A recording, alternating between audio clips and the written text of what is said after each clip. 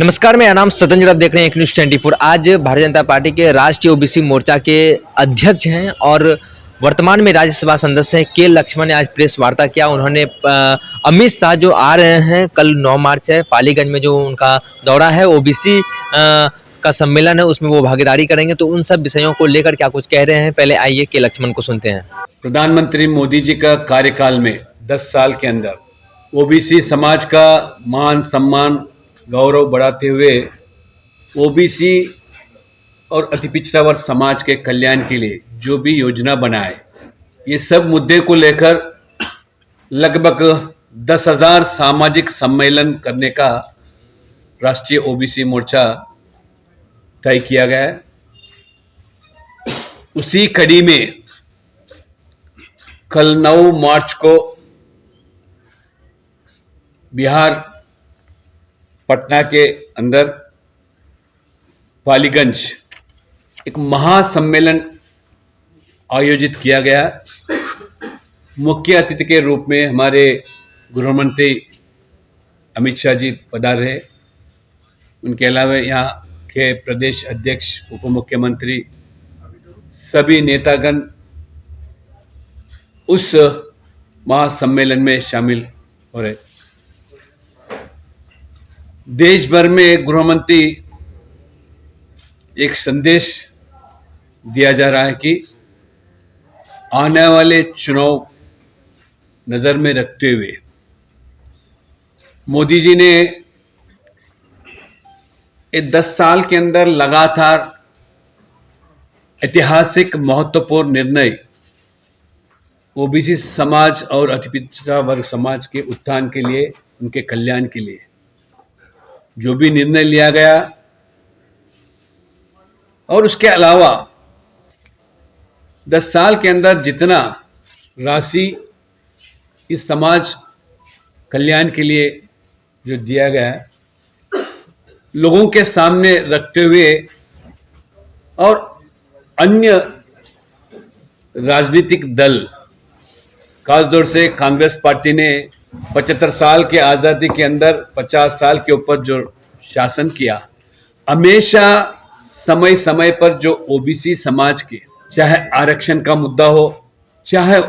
OBC समाज के उत्थान के लिए जो निर्णय लिया जाना था, किस तरह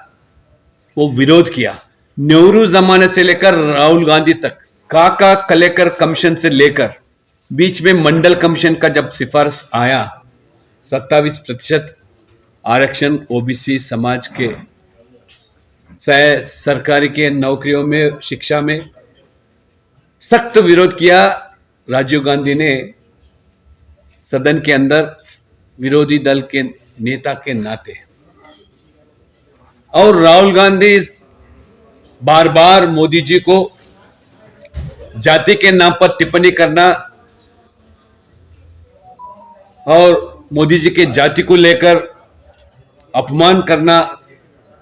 अपमानजनक बातें करना, ये कांग्रेस का निजी स्वरूप। इतना ही नहीं, पंडित जवाहरलाल नेहरू ने प्रधानमंत्री के नाते पूरा देश के मुख्यमंत्री को जो चिट्ठी लिखा गया था, ये आरक्षण ओबीसी के नाम पर, चाहे किसी जाति के नाम पर होना नहीं चाहिए। अगर जाति के नाम पर आरक्षण अगर दिया गया तो देश जाति के नाम पर बंटवारा होगा। यह था नेहरू जी ने मुख्यमंत्री को जो लेख,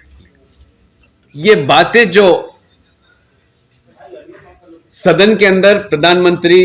मोदी जी ने खुलासा किया, चाहे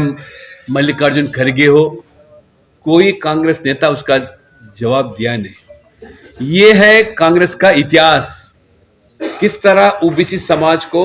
समय समय पर जो विरोध किया, और राजीव गांधी मंडल कमीशन का सिफारिशों को भी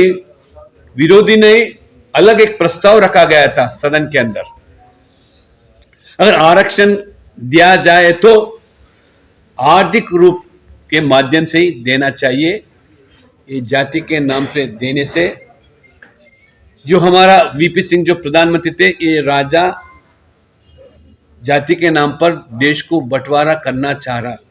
ये जो उल्लेख किया राजीव गांधी, इस चुनाव के समय में कांग्रेस के नीति और हमारे यहाँ के क्षेत्रीय दल, राष्ट्रीय जनता दल हो, समाजवादी पार्टी हो, अन्य दलों ने किस तरह मोदी जी प्रधानमंत्री बनने के बाद पिछड़ा वर्ग आयोग को जब संविधान दर्जा देने का प्रस्ताव रखा गया था, किस लिए ये लोग विरोध किया गया, ये भी लोगों को जानकारी दिया जाता है इस सम्मेलन के माध्यम से। एक मजबूत आयोग मोदी जी बनाने का जो प्रयास किया, किस तरह ये आरजेडी हो, समाजवादी पार्टी हो, जो क्षेत्रीय दल पिछड़ा वर्ग समाज के ठेकेदार समझते, सिर्फ और सिर्फ ये पिछड़ा वर्ग नहीं या अति पिछड़ा वर्ग, उनके उत्थान के लिए या उनके कल्याण के लिए कभी एक कदम भी आगे नहीं बढ़ाया। और मोदी जी इस बीच में जब हमारे बिहार के और पिछड़ा वर्ग के पूरा देश भर में अति पिछड़ा वर्ग के जो नेता माने जाते थे, जननायक कर्पूरी ठाकुर जी का जब भारत रत्न अवार्ड दिया गया था, हम ये सम्मेलन के माध्यम से समाज को जागरूक करना चाहते कि क्यों जब यूपीए के जमाने में 10 साल ये शासन में थे, उत्तर प्रदेश कांग्रेस के नेतृत्व में, उसमें आपके लल्लू प्रसाद यादव, आरजेडी और समाजवादी पार्टी सब भागीदार थे, क्यों इनका मन नहीं बना ऐसे जननायक को भारत रत्न देने का। पूरा ओबीसी समाज जानना चाहती है, अति पिछड़ा वर्ग समाज भी जानना चाहती है, क्यों नहीं दिया गया, क्यों इनका मन नहीं बना। उतना नहीं, एक किसान नेता चरण सिंह जी को भी भारत रत्न मोदी जी से ही संभव हुआ, मोदी जी सरकार से ही संभव हुआ। जब पिछली बजट की सदन के अंदर चरण सिंह जी के जो पोते के नाते जयंत चौधरी ने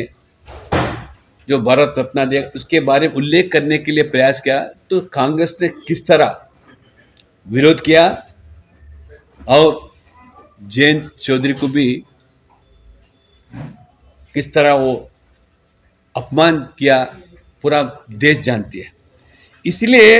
ये लोग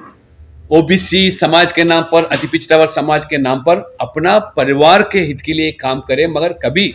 इन समाज के लिए काम नहीं, चाहे लल्लू प्रसाद यादव जो मुलायम सिंह यादव जी हो। इसलिए कि ये समझते हैं, जानते कि अगर अपना बेटा का कल्याण हो गया तो पूरा समाज का कल्याण होगा, ये मानते हैं। मोदी जी ने जब ऐतिहासिक निर्णय पिछड़ा वर्ग आयोग से लेकर नीट के माध्यम से होने वाले परीक्षाओं में ओबीसी के लिए 27% आरक्षण देना और 75 साल के आजादी के अंदर पहली बार 27 ओबीसी समाज के नेताओं को केंद्र मंत्रिमंडल में मोदी जी ने उनको भागीदार बनाना, लगभग 30%। ये किसी के कालखंड में संभव हुआ नहीं। मोदी जी और 27% आरक्षण शिक्षा में प्राप्त करना, चाहे केंद्रीय विद्यालय हो, नवोदय पाठशाला हो, सैनिक स्कूल के अंदर भी और न्याय विश्वविद्यालय में। इस तरह मोदी जी 2014 के बाद जब प्रधानमंत्री बने तभी ये संभव हुआ। लाखों संख्या में हमारे आज ओबीसी के छात्रा और छात्रों को लाभान्वित होना, अगर यही आरक्षण 20-25 साल पहले से अगर दिया गया तो कितना कल्याण ये समाज का लोगों का होता था, ये लोगों को जानकारी होना चाहिए, ये हम बताना भी चाहते हैं। और जो प्रधानमंत्री मत्स्य संपदा योजना के नाम पर जो मछुआरा है समुद्र के तीर पर जो जीवन जीते हैं, उनके लिए 20,000 करोड़ के ऊपर से एक योजना बनाया और उसमें 50% सब्सिडी दिया गया है। और प्रधानमंत्री विश्वकर्मा के नाते जो भी हमारे हस्तकार है, मूर्तिकार है, ये कारोबार जितने भी है, इन लोगों के हित के लिए, इन लोगों के कल्याण के छोटे छोटे हर घर हर गांव में जो बसते हैं, इनके बगैर कोई गांव में यहां जी भी नहीं पा सकते। आपने साफ तौर पर ओबीसी के राष्ट्रीय मोर्चा के अध्यक्ष और वर्तमान में राज्यसभा सदस्य हैं के लक्ष्मण कुशना, उन्होंने साफ तौर पर कहा कि हम लोगों के लिए जो योजनाएं लाई हैं सरकार ने, और पहले की सरकार से बेहतर सब योजना हमारे ओबीसी समाज के लिए लाई है। और उन्होंने ये भी कहा कि एक ओबीसी खास समुदाय को कह के कि आरक्षण देने का काम किया है, तो ये गलत है कि किसी एक जाति को टारगेट करके इस तरीके का नहीं करना चाहिए। उन्होंने सम्मेलन को लेकर, कल पालीगंज में सम्मेलन है, अमित शाह पटना आ रहे हैं, पालीगंज में सम्मेलन है, तो उन्होंने साफ तौर पर कहा कि हम लोग ओबीसी समाज सब कोई मिलकर, जितने भी हमारे जाति ओबीसी समाज के सब कोई मिलकर अमित शाह का स्वागत करेंगे, और जो हमारे केंद्र सरकार ने जो कार्य किया है इन सब विषयों को लेकर उन्होंने साफ तौर पर कहा कि हमारे केंद्र सरकार हमारे ओबीसी समाज के लिए एक अलग तरीके से अलग अलग कल्याणकारी योजनाएं चला रहे हैं। बहरहाल इस खबर में इतना ही। खबरों के लिए बने रहिए न्यूज़ 24 पर मेरे सहयोगी पिंटू के साथ मैं सदन जी पटना।